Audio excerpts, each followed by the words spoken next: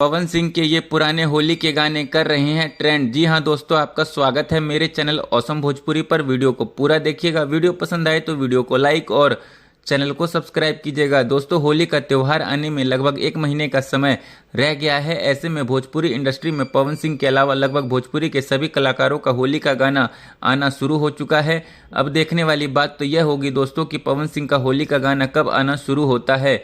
फिलहाल दोस्तों, पवन सिंह का ये 2 पुराना होली का गाना इंस्टाग्राम पर ट्रेंड कर रहा है। जी हाँ दोस्तों, आपने बिल्कुल सही सुना। पवन सिंह का पुराना गाना फलनबो धरैली होलिये में और वाइट वाइट लहंगा इंस्टाग्राम पर ट्रेंड कर रहा है। साथ ही इन होली के गानों पर रील बनना भी शुरू हो गया है। दोस्तों, आम्रपाली दुबे ने पवन सिंह का पुराना होली का गाना फलनबो धरैली होलिये में पर रील वीडियो बनाया है, जो कि इंस्टाग्राम पर वायरल हो रहा है। दोस्तों, आपको पावर स्टार पवन सिंह का ये छोटा सा अपडेट कैसा लगा, कमेंट करके जरूर बताइएगा। फिर मिलते किसी नए वीडियो में।